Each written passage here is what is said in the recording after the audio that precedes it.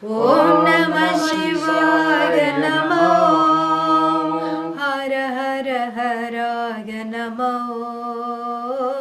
Hara Hara Haraya Namo. Shiva Shiva Shivaya Namo. Shiva Shiva Shivaya Namo. Namo Namo Namo Namo Namo Namo Namo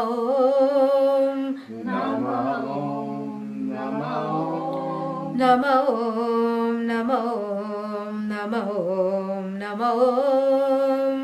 Namo Namo Namo Namo Chandrasekharaya Namo. Chandrasekharaya Namo. Gangadharaya Namo. Gangadharaya Namo. Om Namah Shivaya Namo. Om Namah Shivaya Namo. Hara Hara Haraya Namo. Hara Hara Haraya Namo. Shiva Shiva Shivaya Namo. Shiva Shiva Shivaya Namo. Namo Namo Namo Namo Namo Namo Namo Namo Chandrasekharaya Namo. Chandrasekharaya Namo. Om Sahana Bhavatu Sahanau Bhunaktu Saha Viryam Karavavahai Tejasvinnavadhitamastu ma vidvishavahai. Om Shanti Shanti Shanti.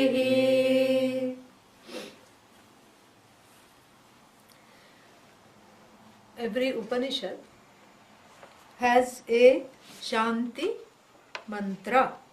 Shanti means freedom from obstacles. Yeah, obstacles, because there are so many obstacles. Left, right and center, we have obstacles. So every Upanishad has a Shanti mantra. Om Bhadram Karnebhih Shriyama Devaha. Atharva Veda. Yeah. Om Apyayantu Mamangani Vakpranaschakshushrotramadho Balamindriyani Cha Sarvani. Samaveda. You know? Yeah. And Rig Veda also Vang me manasi pratishtita mano me vachi pratishthitam abhiravirma edhi.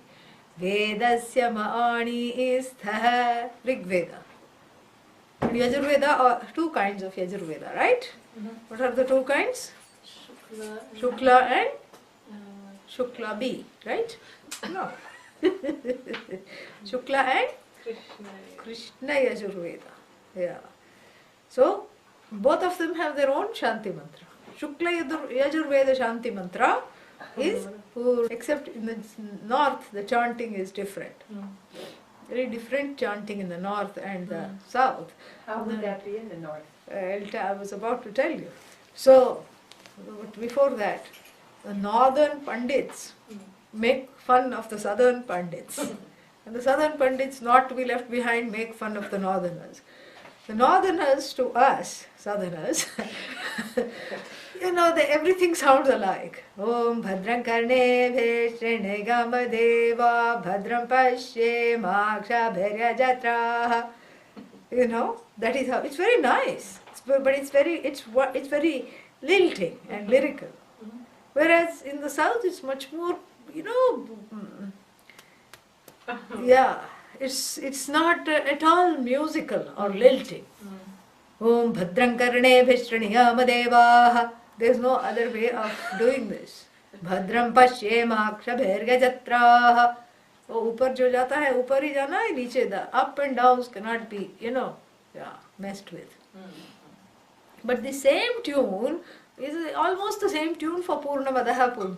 Om Purnamada Purnamidam Purnat Purnamudachyate.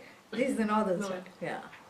So like this, they have their own style, but the Shanti mantras, they are always chanted before. And since we are beginning a new Upanishad, we have to look into this Shanti mantra.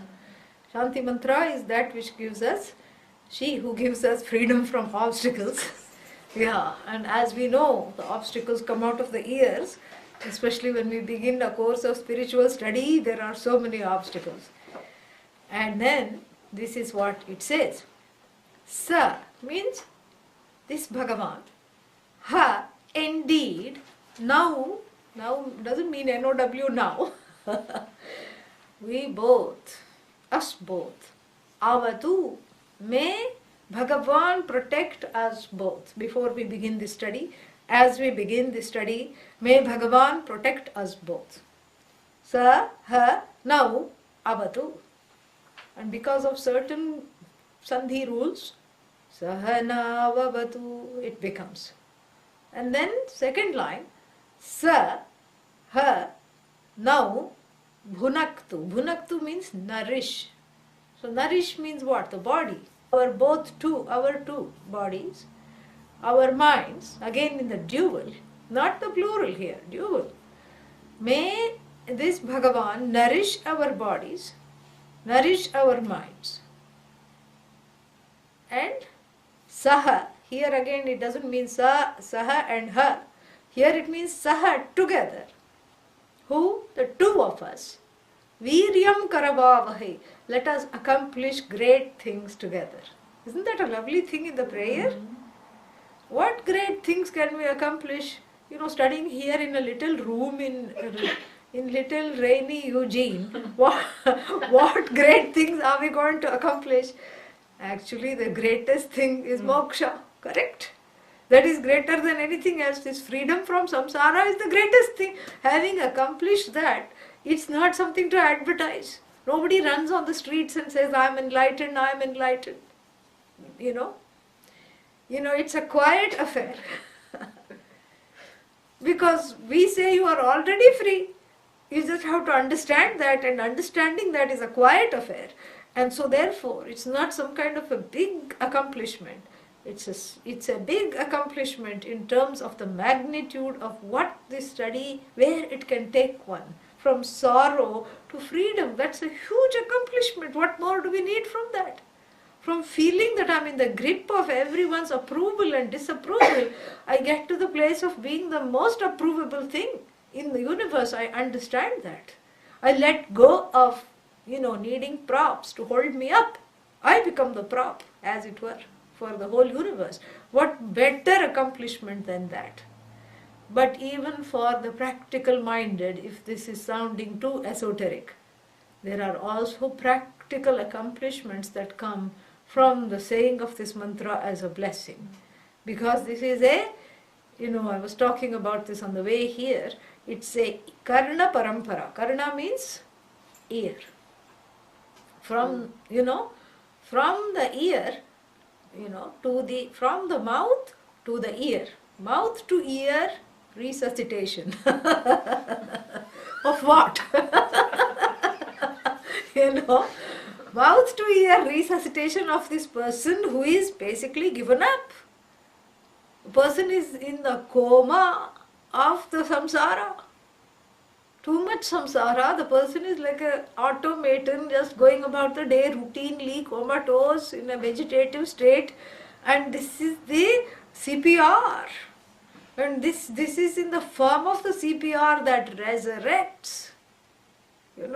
This resurrects and brings one back from the world of the dead. Yeah, this is samsara, where the world of the disconnected, the world of the disenchanted. And so therefore, That's why this is together let us accomplish great things means let this lineage of the ear to mouth, mouth to ear resuscitation not be broken here. So let us accomplish great things means may the teacher be able to transmit the knowledge that has been received by the teacher, by his teacher, by her teacher, by his teacher, by her teacher, going all the way to, the original teacher. And then what? And then the other thing is also that may the student who is seeking this knowledge gain this knowledge and become a teacher. Hidden in that is that wish, the desire. Because how can the chain of the parampara be unbroken if it ends here, correct? So that blessing is also there. May I be able to not just be a willing and a happy and an effective recipient of the knowledge. May I be able to deliver this knowledge fully and disseminate it to another, if I so choose, and if somebody comes and asks. And then, saha viryam karvava. Viryam is great things may be accomplished together. And then what? Tedam astu. Adhitam as the object of the study, which is what? What are we studying? What is the object of the study? Self-knowledge. Self. Self is the object of the study. Self is the subject. Is the self, shining or non-shining? Shining. It's a shining self. How can it be a non-shining self?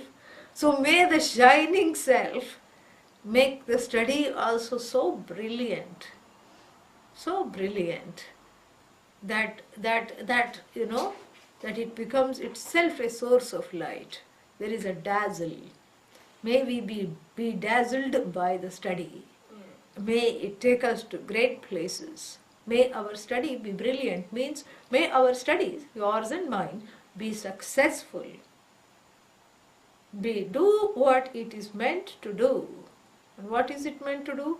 Give Friday night live. No, that is not what it is meant to do.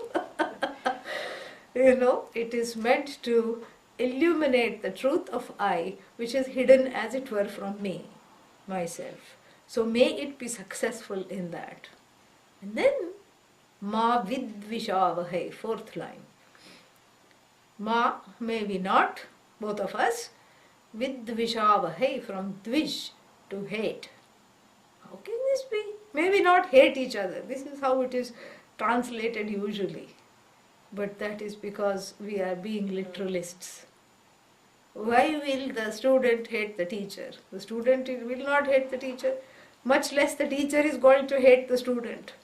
So why this hatred word is used? It has to be transformed to misunderstand. I say tattvamasi, and the hearer hears atattvamasi. You are not that. That is a misunderstanding, correct? And also, our purvajas, our ancestors recognized that in this teaching, this is a very sensitive teaching, and in this teaching the possibilities of misunderstandings abide. Yeah. Why? Because everybody comes with their own infrastructure, which is very difficult to penetrate. And the infrastructure of invalidation, this is the infrastructure.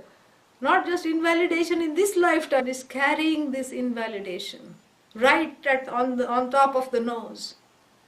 And so, as we say in India, if A says to B, you know what, your mouth is below the nose, B gets very upset. What? How dare you say anything? So, this is not because the obvious was pointed out, but because of this one we carry until we are exposed to the holiest of teachings, the Upanishads, we carry this infrastructure of invalidation that is always ready to feel in pain, ready in my mind, an avarna to the truth of myself, no matter how brilliant the student and how brilliant the teacher. There are projections, plus there are transference, because the teacher becomes an object of despair. So you see, there is all these kinds of a thing. So one sees the mother and the father in the teacher, and then when one gets upset at one is upset at one's own mother and father from previous life or this life. Where is the upset recognized? Therefore, Ma Vidvishavahe, then the sages knew a lot of things, and this is what they keep, this is a beautiful, conclusion to that prayer, that may we never misunderstand each other. And then always it is the dual. I and you. But there's not just two people. How come it's always the dual? Kim tat? Yeah, the teaching is always one-on-one. There can be 100 people, online, offline, live, not live, and so there can be 100 students. But the beauty of this, it's not like some kind of a mass hypnosis. Yeah. And so therefore the dual. Then finally, all the Vedic mantras end with 3 shantis. Om Shanti Shanti Shanti. And what does that mean? It's a wish, it's a proclamation, it's a dindima for there to be freedom from all sorts of obstacles. And the obstacles, as you may have heard, have been classified into 3. Adhidaivika, Ashantihi. Ashanti means obstacle.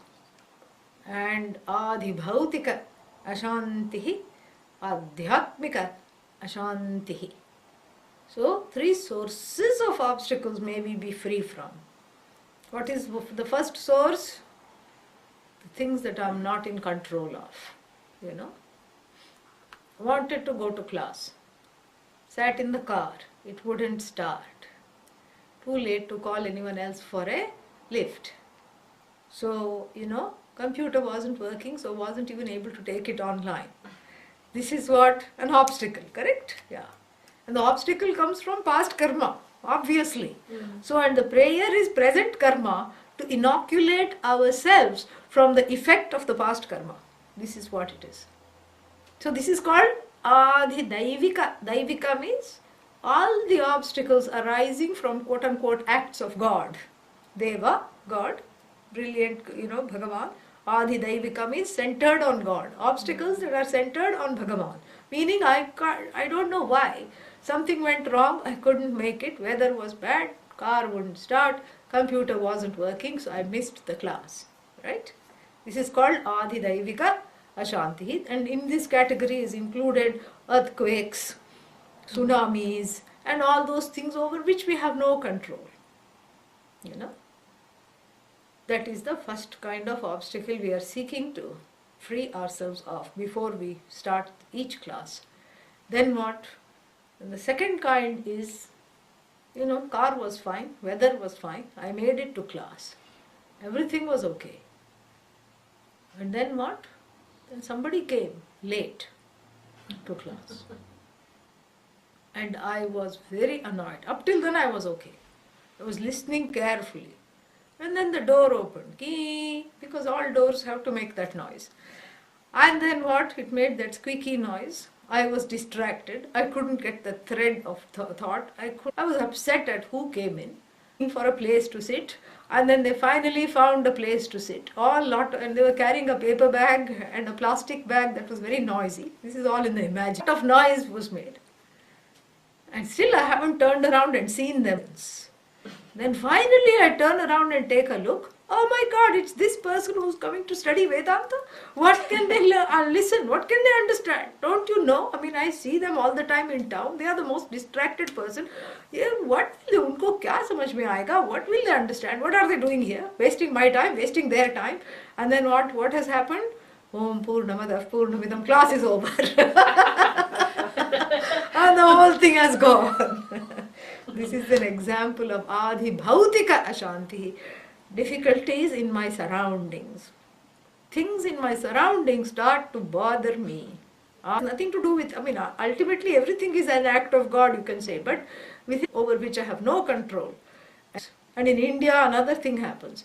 You start the class. This happens all the time to me. I start the class, and then the dogs, the wild dogs, the stray dog accounts of who is finally the alpha dog. First it's a woo woo woo woo woo, and then what? Oh, oh. And you have to just succumb. You have to wait till they have pronounced the alpha dog for the day, and then they go about their business, and then we start talking. This is Adidaivika, correct? And then Adhibhautika is centered on whatever else is around that is causing distress, disturbance. Then finally what? No earthquakes. Everybody around has come on time and is well behaved in class. Then what? Oh, I myself am not able to pay attention. Something is happening within. Yeah. Adhyatmika Shanti. Mind is not okay. Why? Because one small thought I had. Did I lock the door? And then before I left the house. And then that coupled with another small fact. What is the small fact? I read somewhere that the robberies are more in Eugene these days. And the two together made me not concentrate in class at all, because the whole time I was imagining what will be happening. And I was busy praying to Bhagavan, please take care of my house and the people in it. Let nothing happen to them. All it takes is a small thought. Did I turn off the stove after making tea? Did I lock the house? This is all what it takes. Or it could not, it could be just another small thought. Am I a bad person? Oh, finished. So these are the three things. What do we not want? These three things. When do we not want them? At any time, especially for this 1 hour of class. So saying this mantra is like a digbandhana. You do like this in Lagunyasa. Yeah. Astraya Phat. Yeah, that Phat means that sound. When you say Phat before, Pradosha day when you do puja, you say Astraya Phat. Phat means stop. Yeah, I am breaking all the, lack of concentration apart. Focus now on the puja or on this, Phat. That fence is the best spiritual defense against any kind of distractions, disturbances and distress. So it's like an invisible fence that is protecting this whole thing. That's why after uttering the mantra, we don't get up until we say this thing. We are not allowed to move, and we are not allowed to cross between the student and the teacher. Yeah.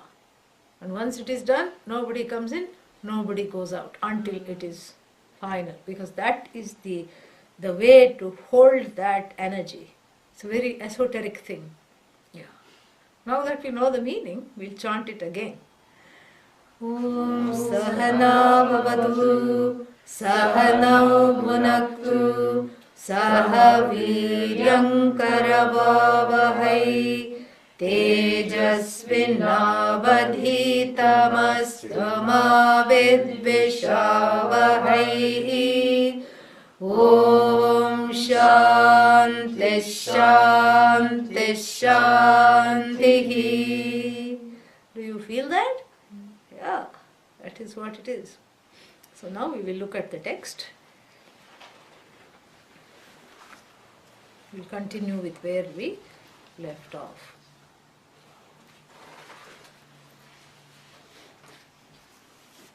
Om Harihi Om. Om Harihi Om. Brahmavadino vadanti. Brahmavadino vadanti. Kim karanam brahma. Kim karanam brahma. Kutasma jataha. Kutasma jaha. Jivamah kena. Jivamah kena. Kvacha sampratishta. Kvacha sampratishta.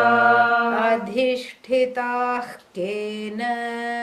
Adhishtitah kena. Sukhe सुखेतरेषु सुखेतरेषु वर्तामहे वर्तामहे ब्रह्मविदो व्यवस्थाम् ब्रह्मविदो व्यवस्थाम्. Yeah, very nice question by a group of rishis, students of Brahman, discussing about Brahman. This is what it is. And to ask such deep questions, one has to see that what does the Shastra say about getting to the place where you ask such questions as the rishis are asking. And what are the rishis asking? Who are we basically? Where did we come from? Where are we headed? What is our basis, sampratishtha? And when we depart from here, where do we go? Where is our real home? And then, is there someone who is in charge of the law? Is there something or some entity that is in charge of all the laws that we are subject to, including the law of what? The alternating emotional ups and downs, happiness and sadness and contentment and worry, including the mind. Is there somebody that's controlling this? Oh, you who is the knower of Brahman, please tell us. Somebody, please inform us. So it could be that there is a group of people sitting with a teacher who is unnamed. The students are also unnamed. And it's almost like the students have been discussing between themselves, among themselves, and then the teacher happens to walk by, or they are walking by and they approach the teacher. And this is how the whole thing takes place. Like I said last week, that this knowledge of Upani, which is what? The definite knowledge of the self, that is the closest to oneself. Shad, that destroys samsara. This is what we talked about last time. Upanishad, also known as what? Vedanta. Why? Because it comes at the end of the Veda. Except in one particular place, which is, the exception is Ishavasya Upanishad, which is there in the middle of the Veda. Why? Because sometimes if things are consistently placed at the end, everybody will not read it. Yeah. So one baby Upanishad called the Ishopanishad happens to fall in the middle of the Vedas. But apart from that exception, all the Upanishads comprise the last chapter of the Veda called Vedanam Antah, the end of the Vedas, Vedanta. And in somewhere else I read a wrong derivation, Vedanam Dantah, Vedanta, the teeth of Vedas. No, we are not talking of taking a bite out of the Veda. Vedanam Antah, the end of the Vedas. That is what? Vedantaha. And it's always plural because how many, Vedas are there? 4. And so Vedantas will also be many. Their purport is the same. So here it is appropriate to look at, to look at how these rishis got this level of self-preparation to ask these deep questions. And therefore it is appropriate to look at what the Veda says. Because why is the Veda and Vedanta seen as two different portions?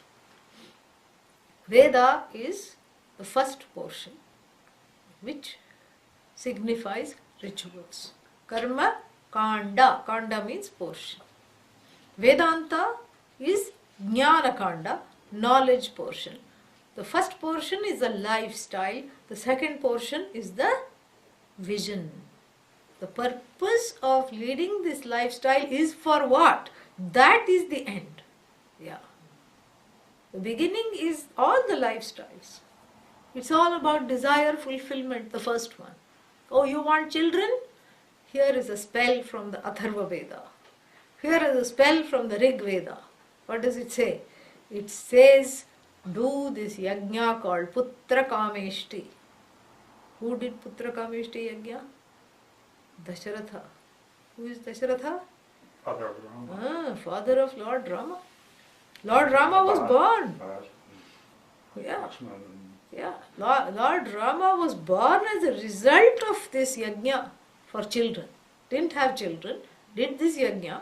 Only kings and all those people do it because it's very costly. The Veda makes sure that you have the money to do it, to raise the children before it blesses you with that. And even 10 years ago, maybe 15, somebody did it in Madras. And they had quadruplets soon after this. Yeah.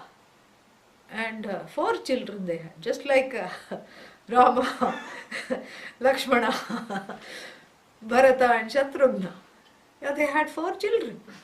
And this is very, and again, we don't know what is the connection between this yajna, which seems like a huge waste of time. You have all these bricks in a certain pattern, and then you have to make the bricks and sun dry the bricks, and then you have to, have the ajya. Ajya is not ghee. It's the butter melted with the baby sun rays. That's called ajya. Today you couldn't have had any yajna in Eugene.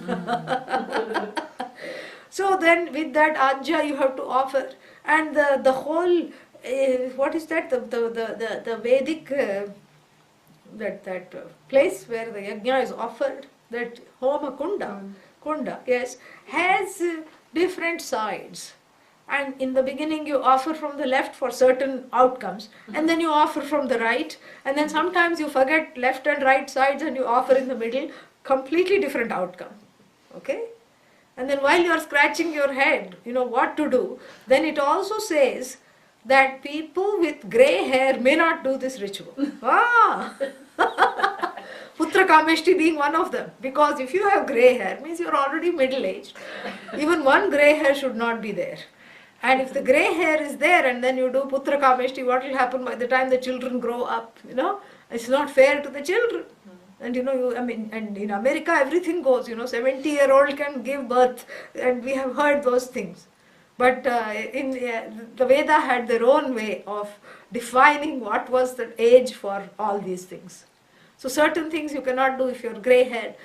Most of the yajnas you cannot do unless you're married. People get married only to do the yajna. Really. Yeah. And sometimes they say, oh boy, let me get married, I want to do a few yajnas. This is how it is. The single person cannot do yajnas. Only one yajna they can do, which is all about renouncing the world. That is the only yajna. Samidha that's the only one. Avahanti homa you can do. And so therefore what? So all these yajnas, elaborate rituals, what is the connection between offering the ghee into the fire and then becoming pregnant with quadruplets? What is the connection? So you have the known means with an unknown end, correct? The end is, we don't know. Or sometimes in this case, you have the known means, and then you have a known end, meaning I want a child, that's the known end. Some yajnas are for going to heaven. Swarga kamaha somena juhuyat, a injunction from the Veda. May the desire, Swarga kama means the desirer of heaven, may they offer soma juice, which is an extinct plant, a highly addictive plant, but extinct plant. And people used to drink this soma juice in like that cactus drink, peyote. Like that peyote, it was a ceremonial drink which gave visions to the rishis, and it was not to be abused, but then it became extinct. Which is okay, it doesn't matter. One less thing to outlaw for the authorities.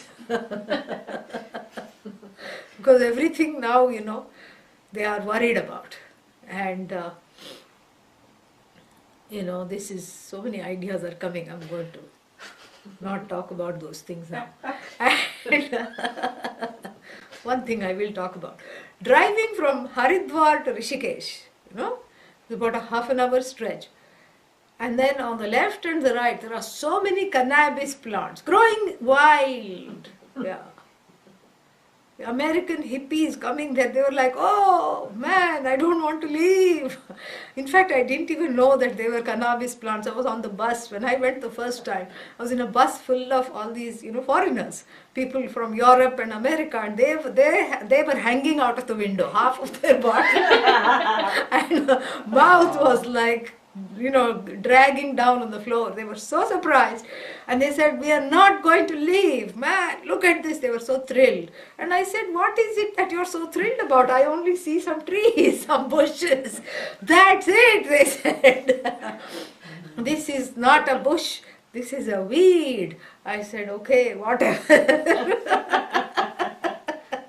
So anyway, so one less thing to outlaw. Imagine if there was Soma plant, then the government would be very worried about that as well. So this is Swarga Kamaha, Somena Yajeta. May the, heaven is a known end or an unknown end? Unknown. Nobody has come back and said this is how the heaven is. But then the Soma is known, correct? So you use a known means for an unknown end.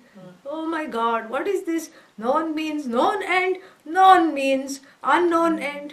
And sometimes unknown means known end, because I don't know what I'm supposed to do. I tell the priest, do this, do that. And somehow that translates to some, wonderful thing somewhere else. I pray for world peace, What is world peace? I don't know exactly, because we are living in such a conflicted society. We don't know the meaning of peace. We don't know how it will be. We don't know if we will even recognize it or ourselves. So it's a kind of an unknown end. And then do prayers everywhere. And somehow those prayers manage to transform themselves energetically and go to the right place at the right time and give this particular end. This is the beauty of the Vedas. But if you ask for proof, this is not about proof. It is about poof. It's gone. It is not about proof.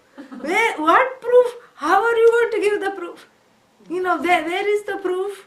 There is no proof. So therefore, what is the connection between oneself, a person who is full of desires, whether the desire be for world's peace, or for world music, doesn't matter. The person who is a kami, the desirer of various desires, and then the Veda, and then the outcome. What is the connection? The connection is that one becomes a means, the Veda becomes a means to gaining these ends, whether they are known or unknown. That is the connection, correct? So, but since there is no proof, and in fact, some of the things can be opposite. Like I said, offer from the left, it says. If you want a wife, this is addressed to the man, offer from the left if you want a good wife, meaning that this is the marriage yajna, So if you want the person that you're getting married to right now, you offer from the left, and the wife is supposed to offer from the other side, from the right.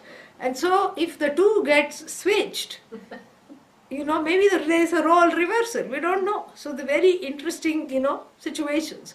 And so therefore, this unknownness of this, and the total uselessness of applying reason here shows us something about the first portion of the Vedas, or about Veda in general. This is not about trying to have the analytic cap on. Yeah. The first portion definitely, because what good is you can sit and analyze till the cow comes home. That itself is a ritual. Anyhow, so receiving the cow. So what are you going to do? So you have to have only one thing when you look at the Veda. If you want to look at the Veda, you have to look at it with Shraddha. That is the connection between the looker upper of the Veda and the rituals that promise this, that and the other. That is the boat with which the two are bridged, is called Shraddha. And what is that Shraddha? Shraddha means a faith pending understanding. Yeah, that is Shraddha. And some things are only not even pending understanding. Even if you do the Nachiketa Agni, the Nachiketa fire ritual 100 times, you're not going to understand what it means. You just know that it's going to take you to heaven, or it's going to help you to have a long life here. That's all you know. And how do you know that? Because you have Shraddha, you continue to do. And this Shraddha is a very important thing, because that is what these rishis who are asking the questions have. For what? The Veda. And does the Veda include the end of the Veda? It has to. Veda includes Vedanta. It has to include the end. How can it not? You don't say book plus the last chapter. Last chapter is included in the book, right? Yeah. So what is the distinction between the first and the last portion? Why is the last portion mentioned separately? The last portion is mentioned separately because the takers are two different kinds of people. The people that get attracted to the first portion are the general throngs of the masses. That's why if you have Chandi Homa, which is a very powerful fire ritual for the goddess, which is usually done, it's coming now, Navratri is coming, so it is done for the 9 days, they do Chandi Homa. Chandi is a very powerful incarnation of the Shakti goddess. And this Homa is so powerful, they'll throw 4 or 5 saris in the pit. And they will throw all kinds of whole coconuts and a whole tray of apple crisp, or its equivalent. They will throw inside the pit and nothing happens, it's just like this huge thing. And there will be thousands and thousands and thousands of people. In fact, they may not know how to say Chandi, they may not know how to say Yajna or Homa, they will show up.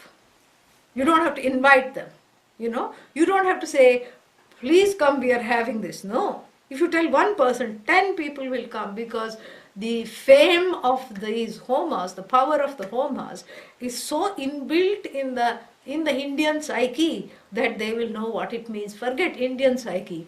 Even the Western psyche knows the power of this ritual, of any kind of fire ritual. There is something transformative, one knows that. You don't have to be born a Hindu to know that there is some transformation happening.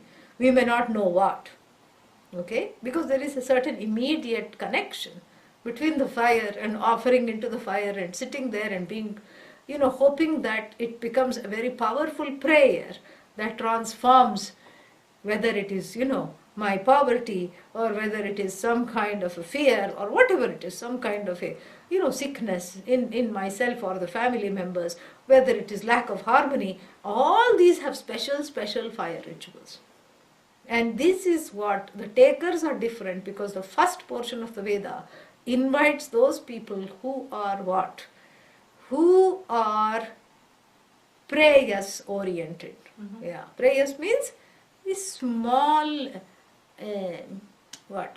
small gains in samsara. Whatever is possible for me to gain in samsara, that is called prayas. So this kind of a fire ritual is, or fire ritual or anything that the first portion of the Veda recommends, it helps people who are oriented towards quick fixes, instant, what's the transformation of something, and who are feeling that whatever is assailing them is real, and so they need that, whatever it is, a spiritual intervention, so to speak, to remove that source of pain, guilt, sorrow, hurt, fear, whatever it is. And how long will it be removed? It will be removed for as long as the ritual lasted and as much expenditure that the person did, correct?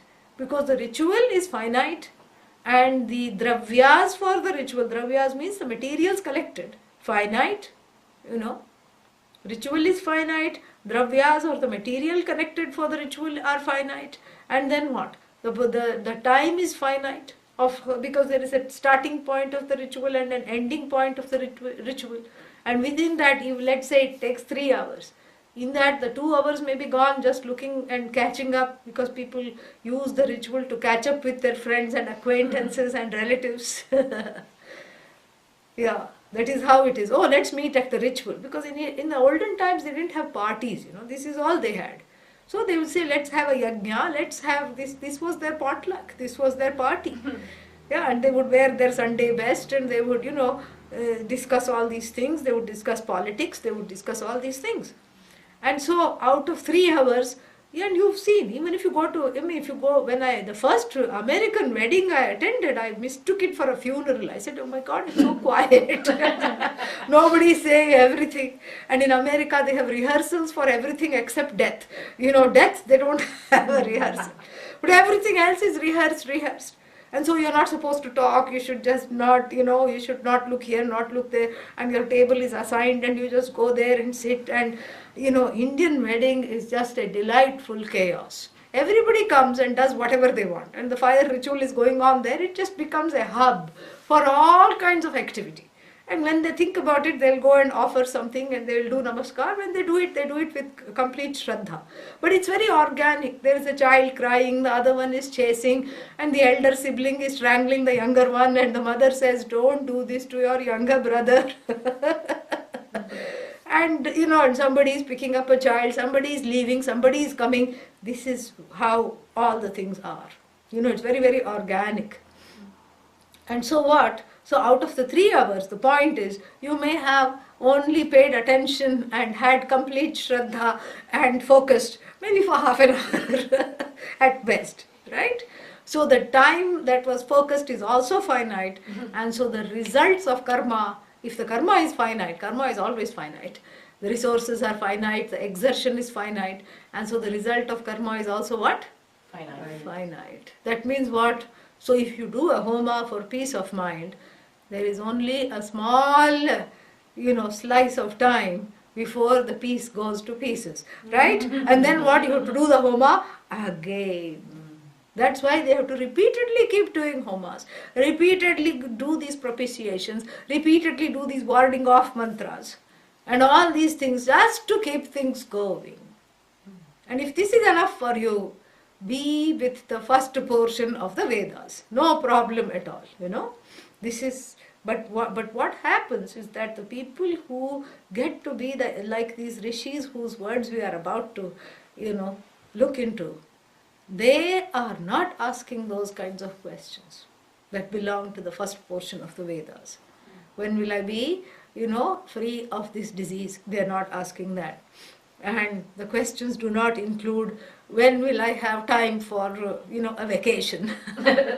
And then the questions don't include, how can I have a child? How can I have another child? And how can, now that I have had children through the last ritual, how can I have money? I need some Lakshmi, Shri Sukta Yajna to fulfill all of this.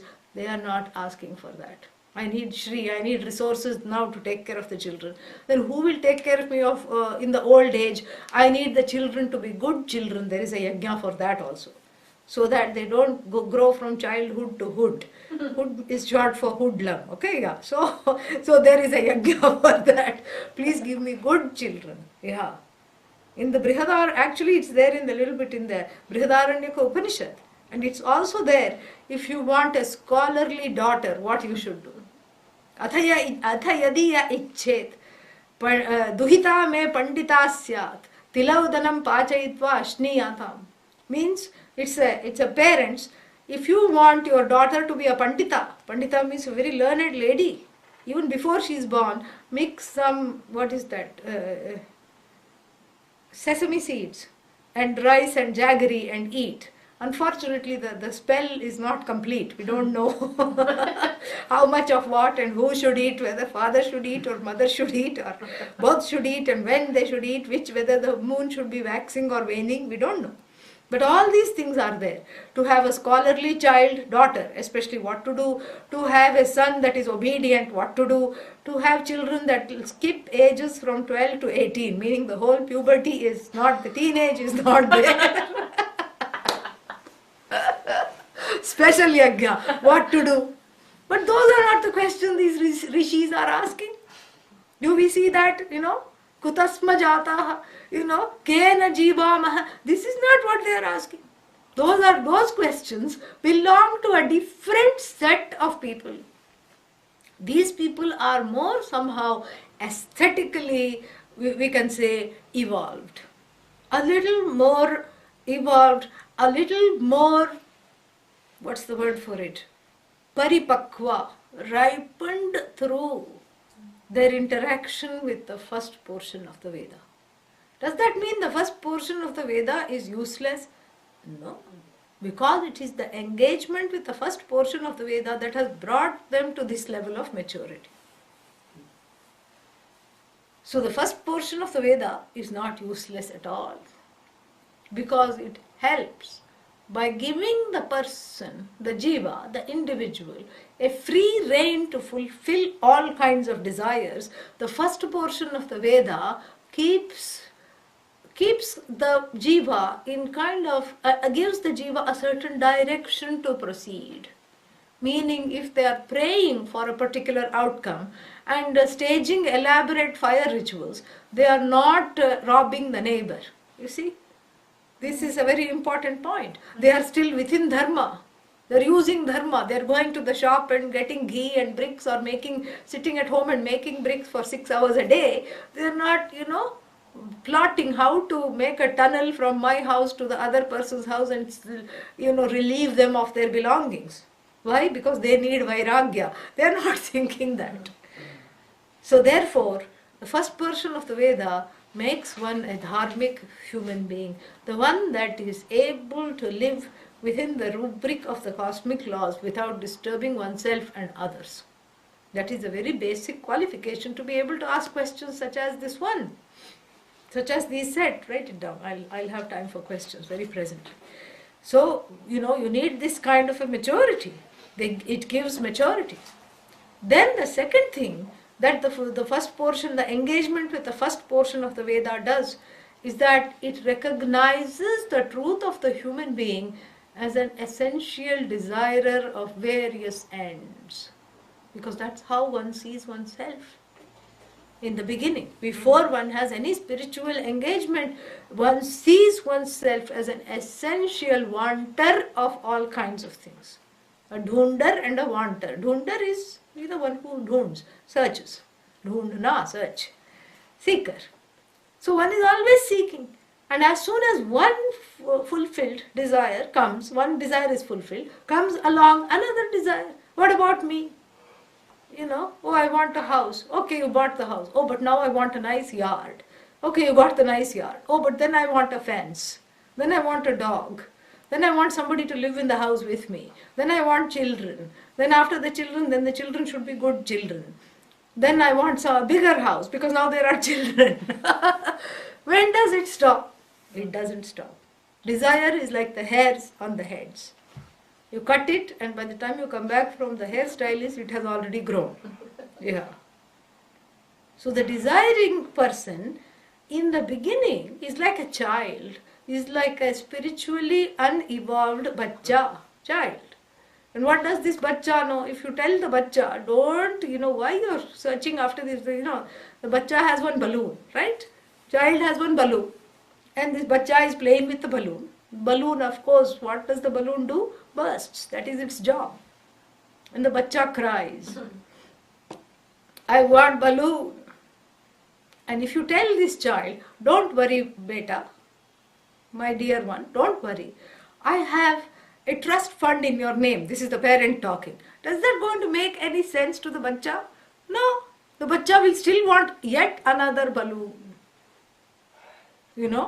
Or at the most, the bachcha will say, what is a trust fund? Oh, it's much more money than you can imagine. And the child is going to say, oh, with that money, I'm going to buy all the balloons in the whole world. That's what it can think. So the spiritually unevolved jiva, meaning the young soul that we talked about on Wednesday, this young soul who is just caught up in desires, doesn't understand that the person, that what they really want is the truth of themselves. In and through these desires shines that one desire, which is what? Knowing which there are no more desires, gaining which there is nothing else to desire.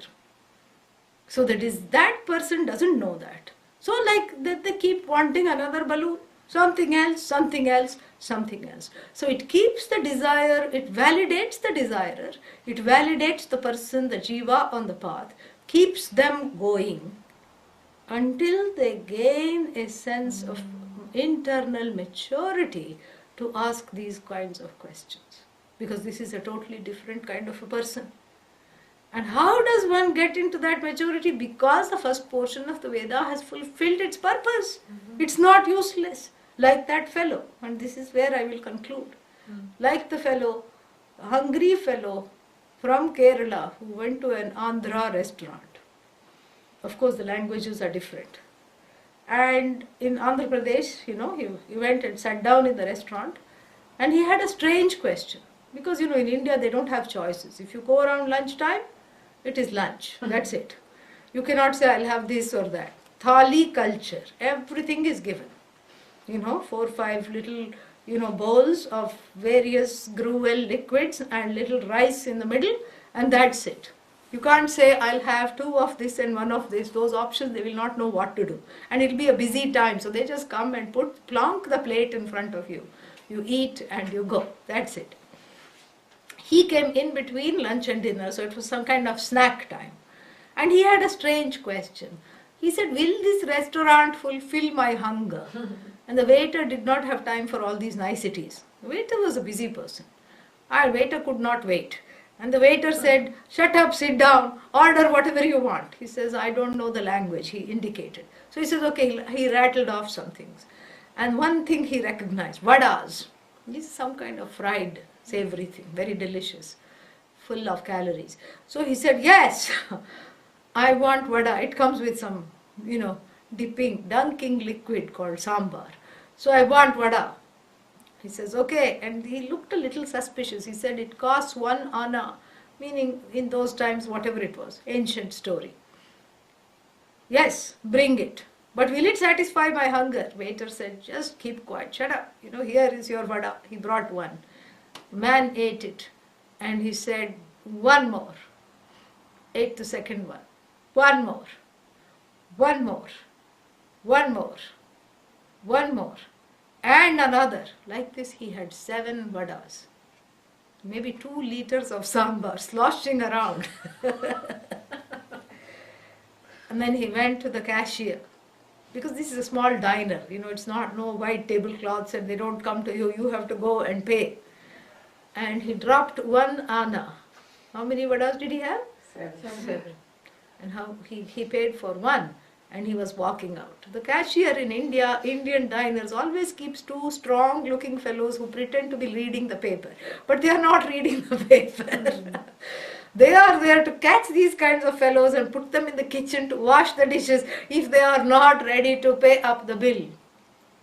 So, of course, he couldn't get very far. He was walking out whistling.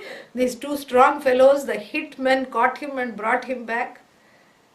And he said, hey, the manager said, the cashier said, what? You had 7, we saw you drink the sambar.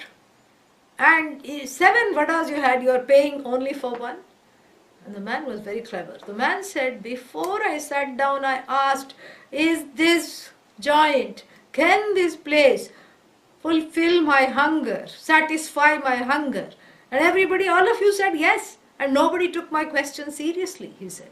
The first vada, it was useless. It did not satisfy my hunger. Second vada, I was still hungry. Third one, still hungry. Fourth one, still hungry. Fifth one, still hungry. Sixth one, still hungry. After the 7th one, I did not want any more vadas. So the 7th vada was the vada that satisfied my hunger. So I am going to pay for that vada only. Can we say this about the first portion of the vada? I mean the Veda. No, it is very useful, my friends. It is extremely useful. But, what if I am a Westerner and I have never even heard of the first portion of the Veda? Don't worry, you have lived it. You have lived it, otherwise you wouldn't be here along with the rishis asking those very questions that the rishis are asking. Om Purnamadah Purnamidam Purnat Purnamudachyate Purnasya Purnamadaya Purnamevavashishyate. Om Shanti Shanti Shanti. Hari Om Shri Gurubhyo Namaha. Hari Om. Questions? This is just a small question, Swamiji.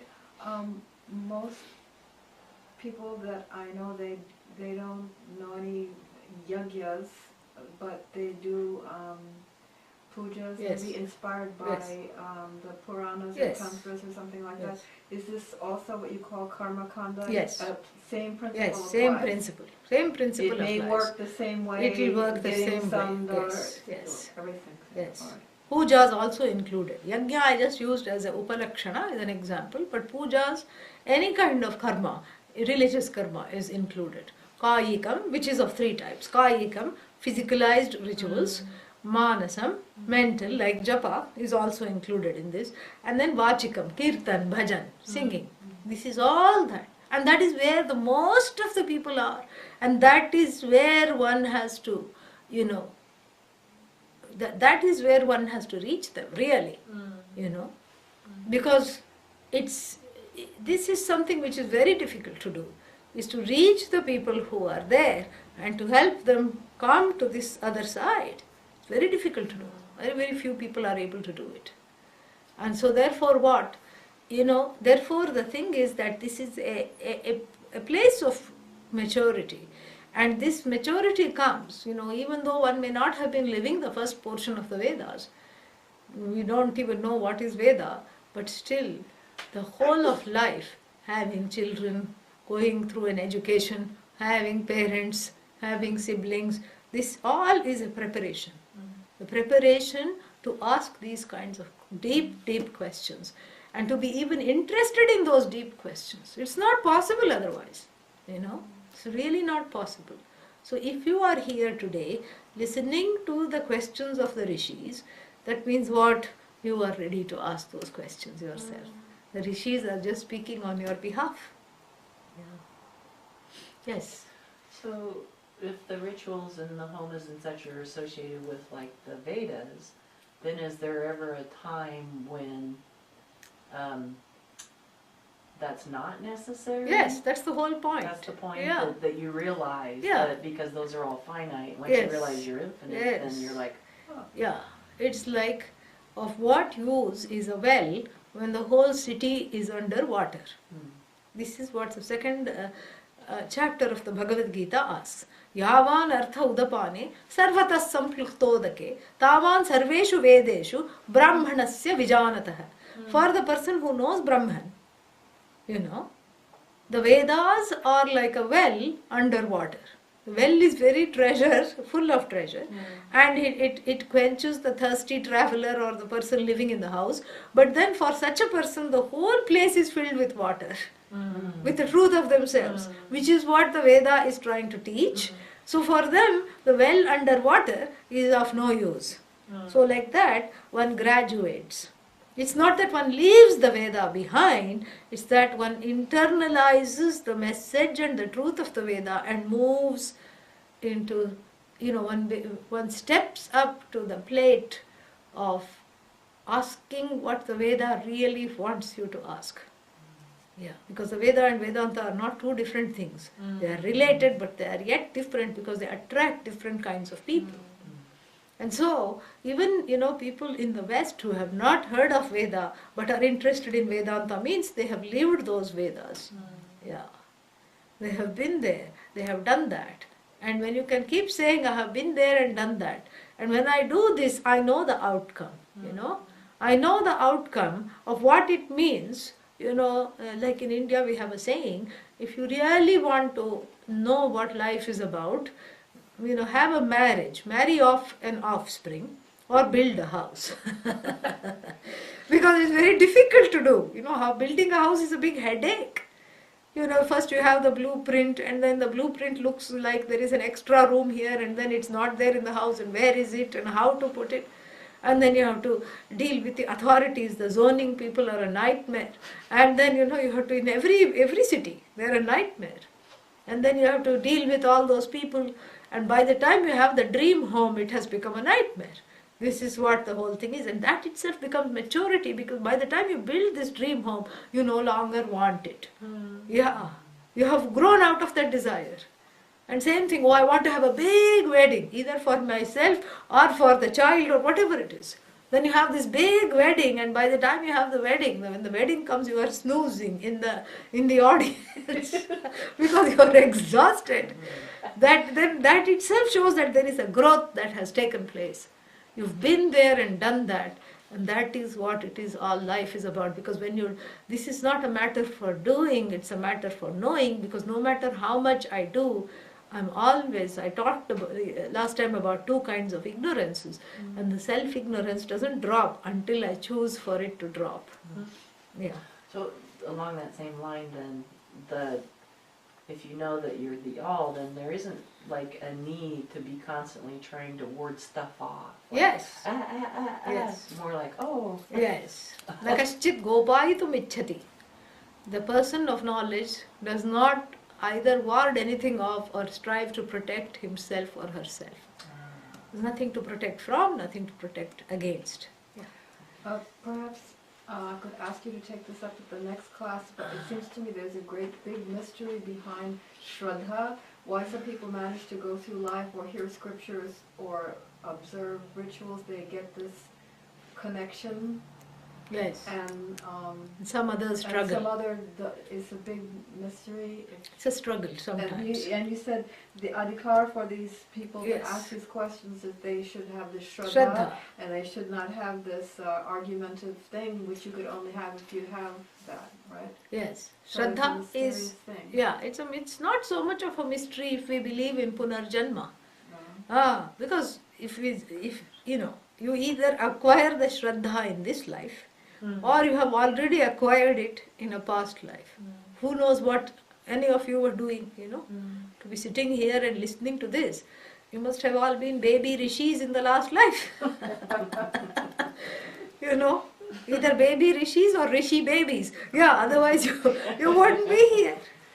So even to have a questioning Shraddha requires a lot of maturity.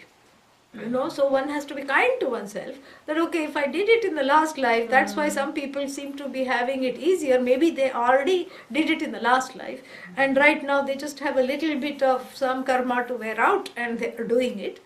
Or sometimes they have to plod along in this life itself.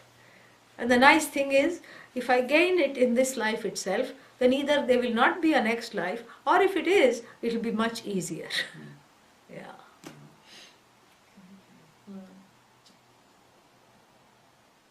I find it much easier to have Shraddha because of you, the teacher, I think. Well, doesn't matter where it is concentrated. Yeah, but Yeah. for me, I would say. It is for Bhagavan, Yeah, teacher, or the Shastra, Yeah. really. yeah. So, doesn't matter what the thing is there, but that Shraddha to the person, for the person, the seeker is very important. Without Shraddha, knowledge cannot take place. And it can be a small, struggling Shraddha, it can be a nascent Shraddha, it can be a huge Shraddha, doesn't matter. Yeah. Just feels like the trust is so much more natural, whereas Yes. it didn't exist before. And it grows, Yeah. it grows. In fact, the more you have Shraddha, the more you understand, oh my God, I have so much more ways to go. That is how it is with Shraddha. Yeah. I believe we have another class. Yeah. Yeah, We do. Viveka Chudamani. Yeah. Are you going to stay for that?